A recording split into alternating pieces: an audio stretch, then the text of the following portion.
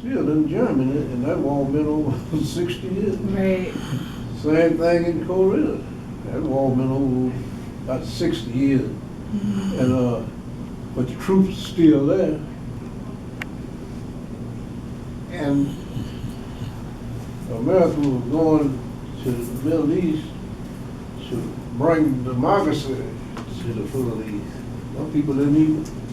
So what is democracy? They don't know about no democracy. They've been fighting among themselves for thousands of years. That proves it right now. Right. What's happening? Right. They want the American troops to go back in Iraq right now. Right. So, but the Bible mentions that there would be wars, always be wars or rumors of wars. When I was a youngster, right after World War II, it was still a rumor they was battling over the Middle East thing. And then Korea come along. When I was in basic training, nobody never said nothing about Korea. Basic training was over with. That's where we going. You're going to Japan. Yay, going over to Japan. I got went to Japan for, I was there for about a week or so. And from there to Korea. And after I left Korea and after I left the military, I didn't run into none of my guys that I fought the war with. I always thought about them. And the way I got back with them, I had the American Legion magazine, reading it back in 1988. The 24th Infantry Regiment was having a reunion. Wow. I like to went through the roof.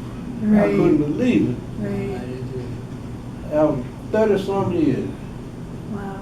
And I went to the first reunion. There was a lot of them there.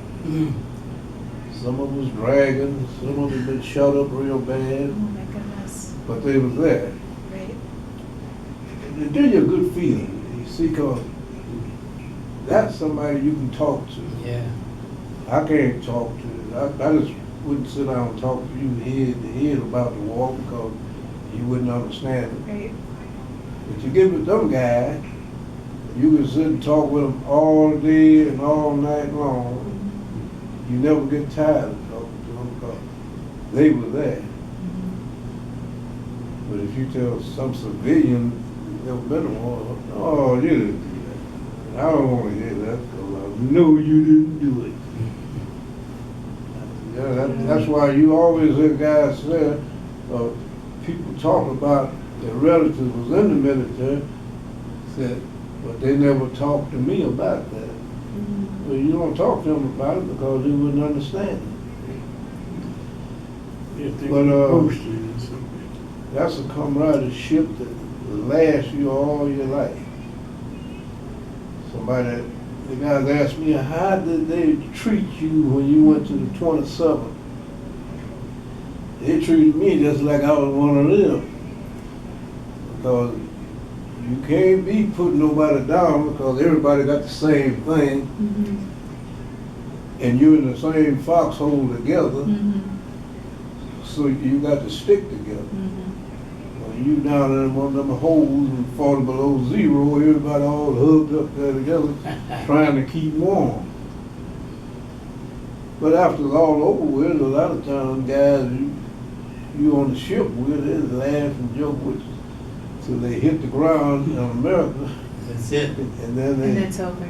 they pull away from you. And look the other way. Wow. But not all of them was like that. I couldn't expect that because I come from the South. And I knew how things were. And it really didn't bother me because I felt like this was, if you don't like me, I damn sure don't like you. If you want to be my friend, then I'm your friend. Otherwise, it won't work. But see, the 24th Infantry Regiment was deactivated in Korea in October 1951. That's how the guys wound up, and that was during the time they was integrating the army. So they sent all the guys from that wasn't coming back home, they sent them to the White Outfits, 27th, 1st Cal, 2nd Division, like that. And I talked to a lot of them guys, and they said they didn't have no problem immigrating. Because under the circumstances, they have no choice. I'm glad to see you. Mm-hmm. Because during that time when the war was really going strong, and was having so many casualties, and you had troops coming in there, some of the guys had short basic training. They really wasn't ready for it. Right. And you got to keep your eye on him at all times. So you had a full job all the way around. So you didn't have no time for no bull jives. Mm-hmm. Because I had made up my mind when I got there, the guy said, man, you going to the 27th, you going around white guys, boy, you going to be in a lot of trouble.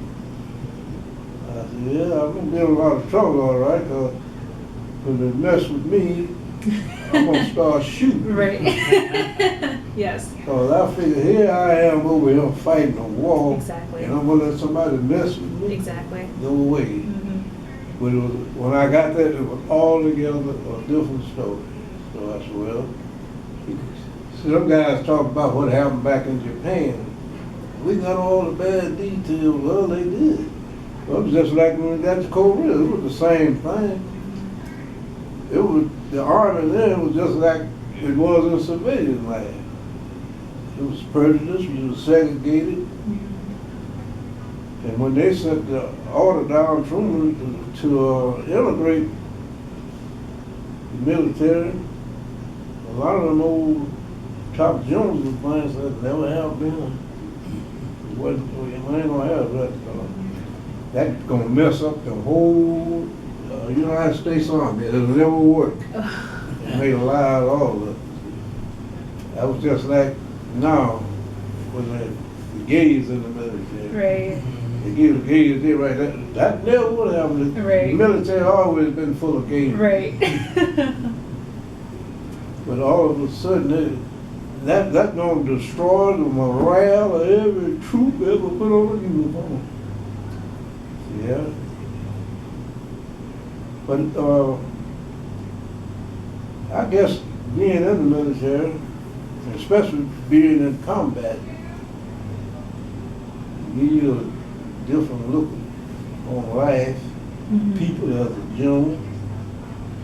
Yeah, how did those experiences kind of shape when you came back home? Like Well, when you come back home to the same thing was happening when you left home. Because it was still integrated. When we got back, the Army was supposed to have been, the whole United States Army was supposed to have been integrated. But it wasn't. What year did you come back? I got back 10th of March 1952. Yeah. That ought to come down in 48. Yeah, That was 40 years later. 48. When I got to Fort Sill, Oklahoma. I suppose they integrated it for you. Huh? I suppose they already integrated it for you. Yeah, it was supposed to, a few outfits had a few black troops in there, but they still, in 52, when I got to Oklahoma, they still had a black battalion, infantry in there. And the artillery, if you see a company go by, you might see 2 or 3 black guys. At that time, then, the later years, it was coming on now. You go and see a company go by, you still might see 4 or 5 blacks in there. You know, so well, what's happening? Like when they take 1 battalion of the 24th and put them back on active duty. In 1980. Well, they went over during the Gulf. 1985, I think, when they went back to active duty. Wow. And because when we had our reunion in Seattle, Washington, the battalion was stationed out there. And when they come to the banquet, and they gave us a picnic and a barbecue out on the post. And the whole battalion, out of the whole battalion, I doubt if you would find 50 blacks. And a lot of guys kicked about that. Liverpool been all black outfit. Now it's just about all white. Shut up. Because that's what we was fighting for, to get integration. Now you want to turn around. I'll turn it around. And now that battalion, I say, is 90% white. Because since that's the infantry, the blacks go to the military today, you can pick your branch of service. They'll go around the infantry and maybe go to field artillery or tank or whatever. I might say, well, I'm going to be in personnel, or you can go to school. You always could go to school in the Army, but a lot of black guys didn't take advantage of it at that time. But now they're better educated when they go in there, so when you go in, you could go in the Army and stay 3 years and go to school 3 years. Wow. Did you go to school? Did you? I went to school. I went to school when I first got back, because the guy told me, I was wondering, all them guys come back, them black guys, sergeant first class, master sergeant, you see them a month later, they busted. And I went over and visited the 5 Double Deuce, that was the name of that outfit. That's where they were sending the guys from the Deuce 4. I ran into an old mess sergeant, and he asked me what was I doing. And I told him I was just bumping around. He said, you're going to find you a job. He said, if you don't, you're going to wind up right back here. And I told him how I see all them guys got busted. He said, okay, I'll tell you why they got busted. He said, all those, he said, for instance, you is all infantry, right? That's right. He said, that's what happened to them guys. They was all from the infantry. When they got here, they put them in the artillery or tank outfit, and they didn't know what to do. So that just gave them a chance to bust them right there on the spot. And he said, you better find a school. He said, they got schools. So I said, what about cooking school? He said, they got one right here. He said, that'll be the best one for you. He said, because, he said, when we was in Korea, he said, how often did you see the cooks come to the line? And you know how often they brought a hot meal up there. He said, if you go to cooking and baking school, so when you get out, if they send you back to the infantry, you still don't have to worry about being out there on the field every day. I said, this guy here is pretty smart. So I went to cooking and baking school. Wow. And then when I went to Germany, I went to, these guys was going to demolition school. Guy asked, I said, why are you going to demolition? He said, well, when I get out of the Army, he said, I might go into safe cracking. Like that, you know, he said, and I'll know exactly what to do. I went to that school for about 6 weeks. I didn't learn how to handle that small stuff, and when they started getting into the heavy stuff, I got out. I said, I told the guy, I said, I don't learn enough. I said, okay, we don't need to get to cutting them steel bridges and then you got to go up there and set the charts and all that. As long as they're on the ground, it's all right with me. I said, well, if I get ready to blow a safe, I ain't got to climb up on nothing. All I got to do is go up there and look at it and know exactly what to put on there to blow it and don't blow the house up. Mm-hmm. So those was the 2 schools that I went to. I went to demolition, and when I finished basic training, that was a little before the war started, and they sent me to. That was the only thing that was open for me, but I was a high school dropout, so they sent me to Fort Belvoir. That's when the war broke out, see, and so everybody, we all volunteered. We wanted to see some action. You know, we didn't know. We wanted to get a chance to go to Japan. That's Right. what that was the bait. Right. And so I dropped out of the school. And you see, I got as far as I was doing, I think it was a 9-month course, and I did about 3 months before the war started. That's a long course. That's a long course. I was Because with the there's light so many stuff. different things you have to go Yeah, through in that yeah. demolition. Yeah. So what happened was when I got to Korea, they needed infantry riflemen. Mhm. So I went there. And so when I got off the front, when I got hit, they sent me to Fort down in Busan, the hospital. I was there for about 2 months until my records caught up with. I had enough points, Mhm. you know. So they assigned me to this engineer outfit, demolition. And that's what we did. We were drawing bridges, those truss, you know, and rock quarries is what we did most of the work. I was with George there for about 2 months.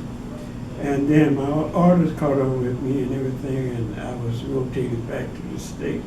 Wow. After the States, I got back here. I took a course in art, after I got out of the service, took a course in art.